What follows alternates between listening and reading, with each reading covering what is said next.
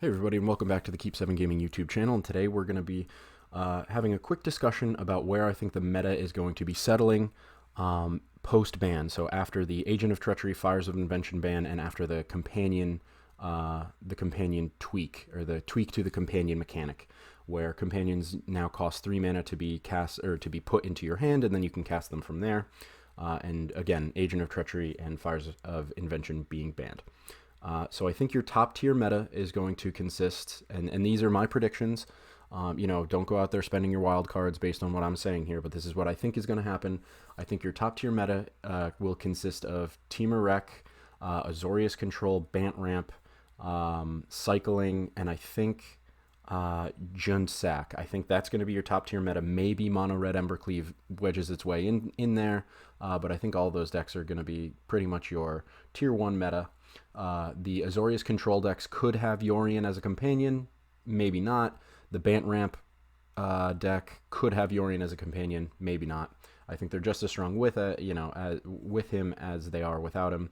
I think your top tier meta deck will be Temur Rec, whether it includes Karuga or not.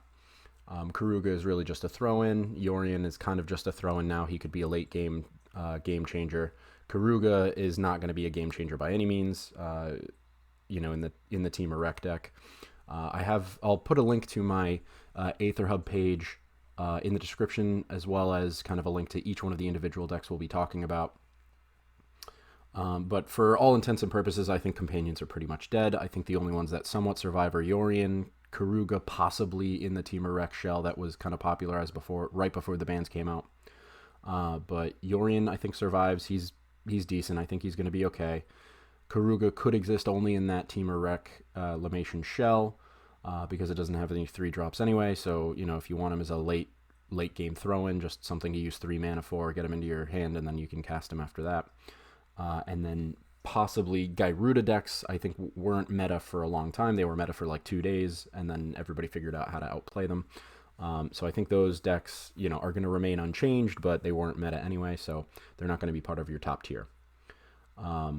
But the rest of the companions, specifically the sack decks, the Luris sack decks, the Aura decks and stuff like that, I think he pretty much killed that card. That was the only other real meta or top tier companion.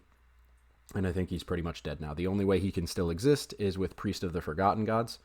And I don't think that that's going to be as strong as the Jund Food or the black, red, green Gilded Goose Mayhem Devil deck.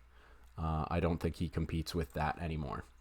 So I think that'll be your top tier. And I think, if you are spending wild cards, hang on to them for a few weeks, but I think that's pretty much where they're gonna end up. I think the Temur Adventures deck, although powerful, I think a lot of the decks that are going to become your top tier meta, I think it has kind of bad matchups against. So I don't think that is going to be particularly strong. I think Cycling still remains strong. I think Cycling will still be a top tier deck. So it might be either top tier or it might be with Lucky Clover where it's kind of tier 2. So Cycling is either going to remain in the top tier or be tier 2.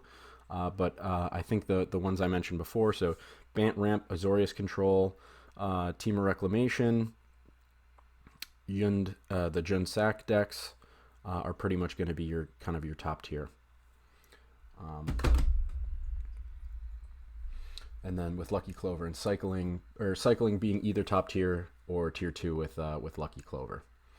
Mono Red Embercleave potentially could be top tier or could be tier 2. It'll be interesting to see where things shake out. But with Obosh dead as a companion, I think the Mono Red Embercleave decks, with Torbran, Embercleave, and all that, I think those are going to be coming back to the forefront, either as tier 1 or tier 2. We'll have to see kind of where it ends up. But I think those are I think that's essentially kind of our meta moving forward, just to kind of get into each deck individually.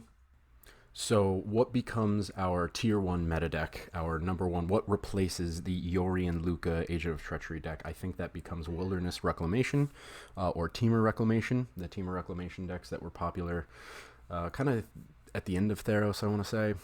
I think they make a big comeback. Wilderness Reclamation now becomes the only way to really cheat on mana now that Fires of Invention is gone. So I think things like making a big Shark Typhoon at the end of a game, using Expansion Explosion, and just kind of choking your opponent out of using spells with Frilled Mystic and Mystical Dispute, I think becomes really powerful. Again, I'm going to have a link to all these different decks that we're going to be talking about in the description if you want a deck list, but I think Temur Reclamation becomes our tier 1 deck, kind of the deck to beat, and will replace the Yorion Luca decks in kind of that number 1 spot.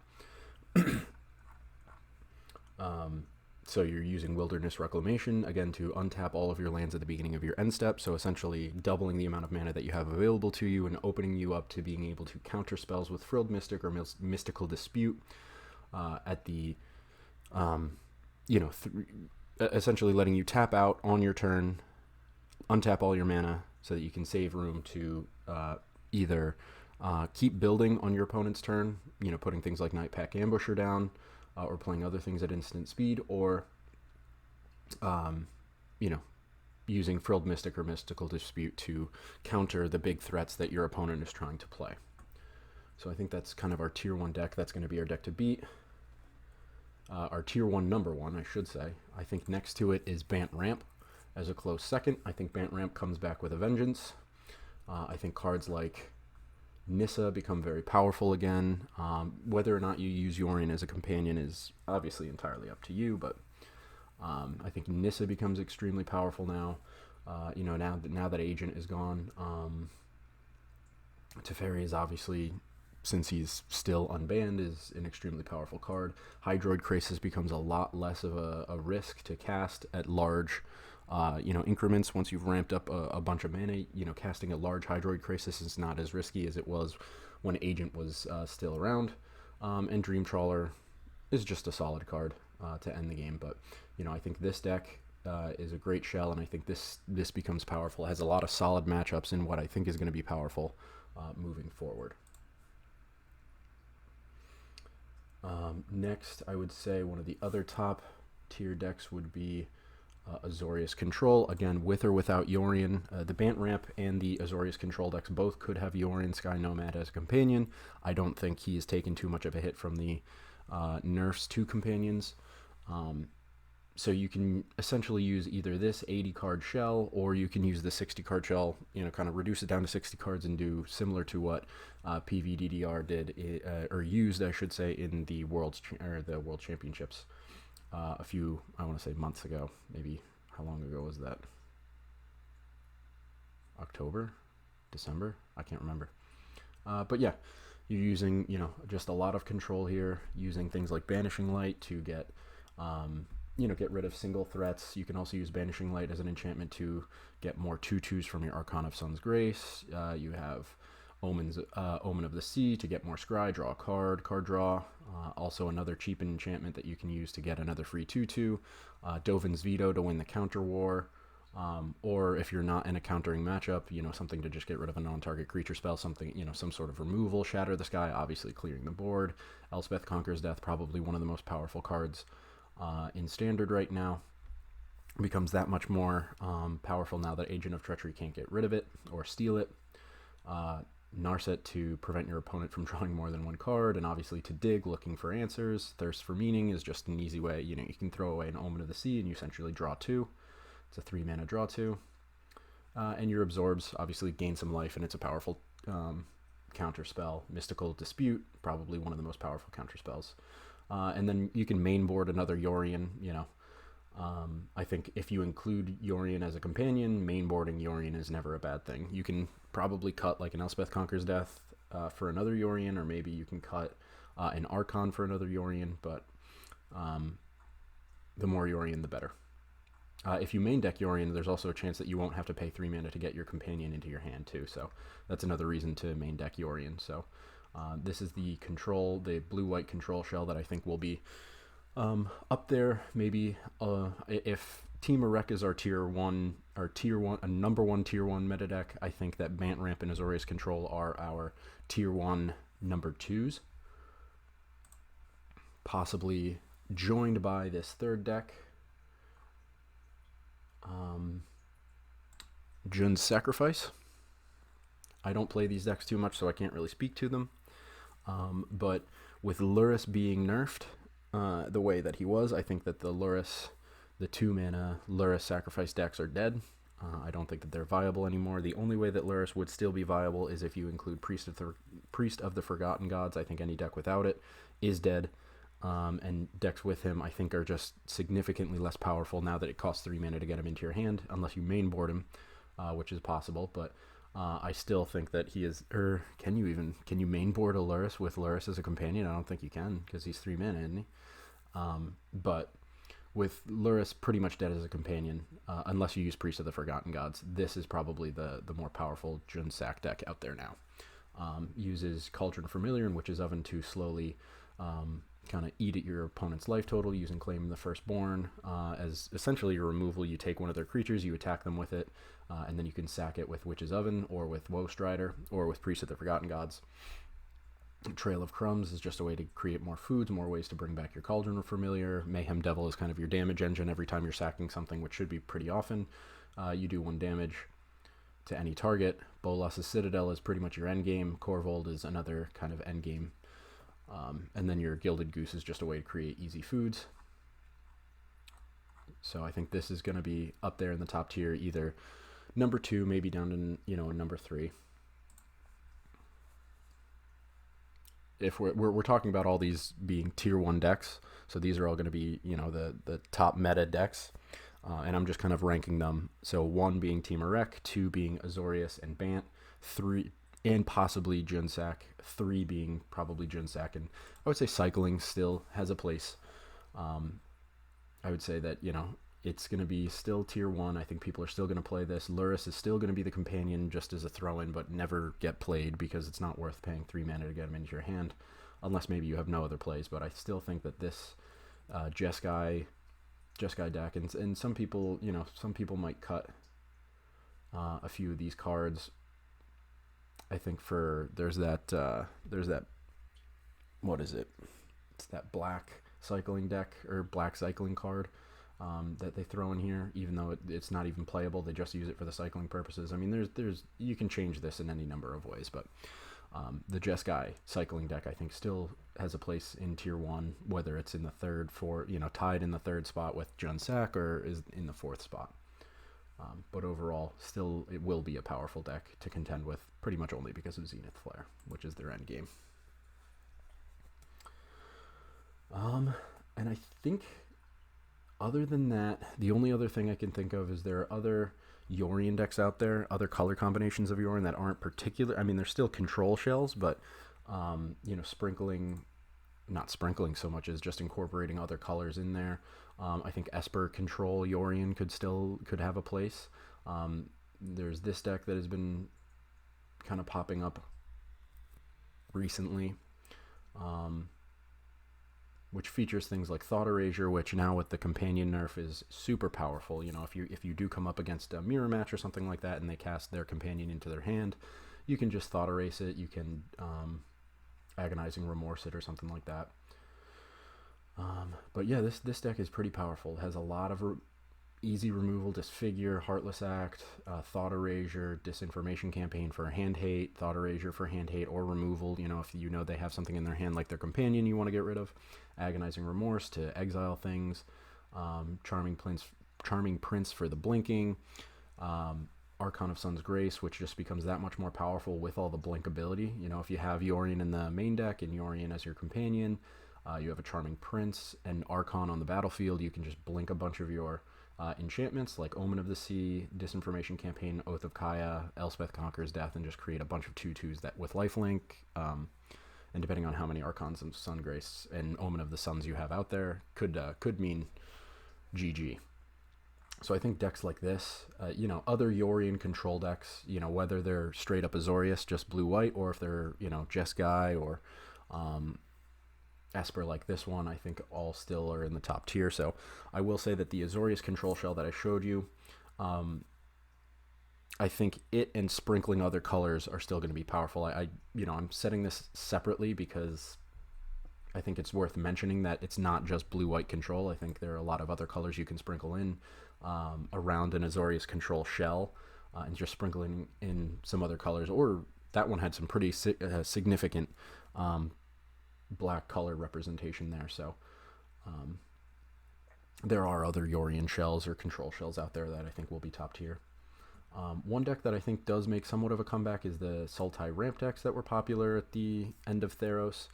The ones that were casting Hydroid Krasis and Casualties of War. A lot of early removal. Again, I think Hydroid Krasis just becomes this much stronger now that Agent of Treachery is gone. Casting a big Hydroid Krasis is a lot less risky. And things like Casualties of War become super powerful. And, you know, ramping up to certain levels of mana becomes a lot less risky because Agent of Treachery isn't around to steal your lands. So I think that this deck with the early hand hate, you can prevent your opponent from making, you know, kind of building up to play what they want to play. Hydroid Krasis is a great way to refill your hand and get a huge body on the field that has to be answered immediately. Tyrant Scorn is some easy, great early removal. Jace Wielder of Mysteries is just kind of a janky way to end the game if you end up decking yourself out. Tamiyo, Collector of Tales, is just a way to get things back from your graveyard, and also, you know, a way to fill your graveyard so that you can keep getting Uro out there. Uro is great ramp. You know, you've your ramp suite is essentially Uro, Growth Spiral, Paradise Druid, Arboreal Grazer.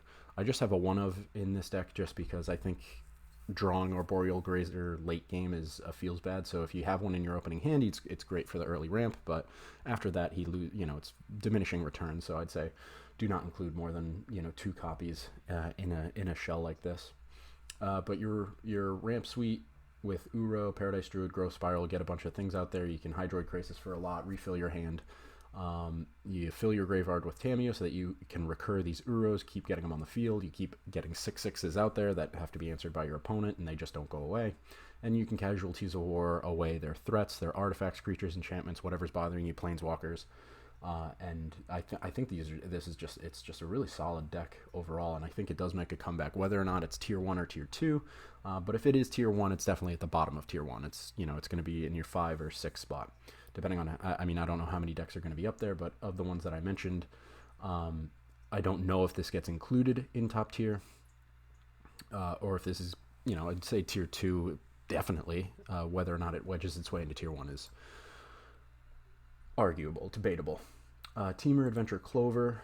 I think this is going to be a tier 2 deck. I don't think it has a lot of great matchups in tier 1. But this is a deck that was popular at the end of Theros too. I think it won a few competitions kind of before the pandemic started. It is a very solid deck. It can get a lot done, but I just don't think it has the proper matchups. You know, if what I'm talking about becomes our meta, I don't think that this has the proper matchups for it to be tier 1. So I think this is a tier 2 deck, but essentially what you're doing is you're getting Lucky Clover down to every time you cast an adventure, instant, or sorcery spell, you copy it, and then you can have new targets for the copy of each spell. So if you're casting a Bone Crusher Giant and you have a Lucky Clover on the field, that's 4 damage that you can do, 2 damage to any, you know, 2 damage to 2 different targets if you want, or 4 damage to 1 target.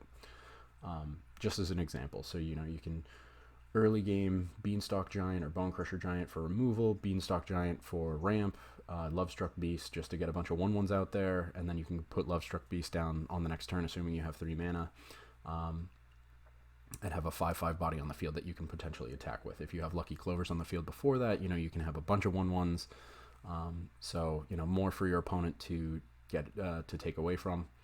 And then Edgewalling Keep is just a great way to keep refilling your hand every time you cast a creature spell that has an adventure. You draw a card. And Lovestruck Beast, obviously, if you have an Edgewalling Keep and they removed your other 1/1s, you can cast the Edgewalling Keep, and you have a Lovestruck Beast on the hand. Now the Lovestruck Beast can attack.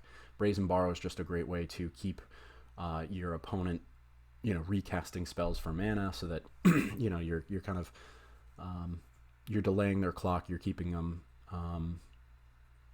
occupied with their mana for as long as you can as you kind of build up. And then kind of your end game, you could Beanstalk Giant. You know, if you have a bunch of lands out there, you can Beanstalk Giant for like 11/11, and you can use things like Escape to the Wild to kind of draw 5 cards, and then they're exiled at the beginning of your next turn. So, you know, if you have a bunch of mana available and you get, you know, another Lucky Clover and then another Beanstalk Giant or another thing, and you have a lot of mana to work with, you can get a lot done in 1 turn if you have Escape the Wild. So very solid deck, but I do not think it takes a tier 1 spot. I think this will be in your tier 2 meta.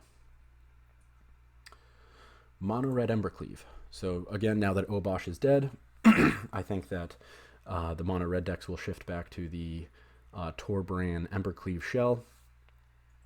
And I think that this deck, it's interesting to see where this one will end up. I don't know if it wedges its way into tier 1 or if this will be a tier 2.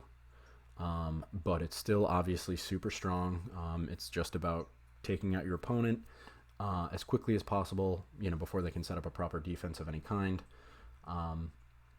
And using a lot of cheap threats that your opponent might have to use expensive removal for to kind of keep things unbalanced, and then using Ember Cleave to essentially win the game. So got a lot of early hasty threats, a lot of cheap-ish removal, Runaway Steamkin to just keep building on mana so that you can cast more and more each turn. Robber of the Rich is, early pressure, more early pressure. Rimrock Knight to kind of boost that early pressure. Annex is obviously board wipe protection.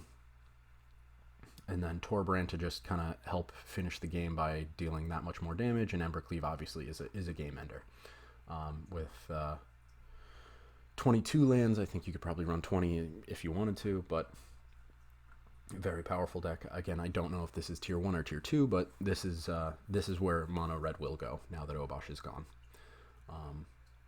It's fun while it lasted, or it wasn't fun to play against while it lasted, but it at least was interesting to play against a different form of mono red with Obosh. But now I think it goes back to this, which is a little bit of a nightmare. And I think that about does it. I think that kind of covers our tier 1, tier 2. Again, I'm going to be leaving a link in the description to my Aether Hub page where you can check out all these decks. I'll also be leaving individual links in their ranking spot that I just went over. So I'll be going over, what I think is tier 1, and then, first, second, third, fourth place, kind of where I think they're going to be ranking. And then I think I went into a little bit of tier 2 with Sultai Ramp and Mono Red potentially, and Teamer Adventure Clover. So I'll be posting kind of the tier 2, kind of where all that stuff goes. So feel free to take a look and discuss in the comments what you think, where you think everything's going to land, and what you think of kind of my analysis. If you think I'm right, if you think I'm wrong. Again, these are just predictions. I don't think that I'm 100% right here. Obviously, definitely, probably not. You never know where the meta is going to shake out. I mean, at the beginning of Ikoria, I put all my wild cards into the Dimir Flash cards, and look at how that turned out. That deck is absolute trash tier. But I think this is a pretty safe assumption that everything is going to kind of shift back to where it was at the end of Theros with a little sprinkling of Ikoria cards. I could totally be wrong, so hold on to your wild cards. Don't believe me until a few weeks in when the meta has settled. But I think this is a safe assumption to see where everything goes. And let me know if you think I'm right. Thanks for watching. Catch you in the next one.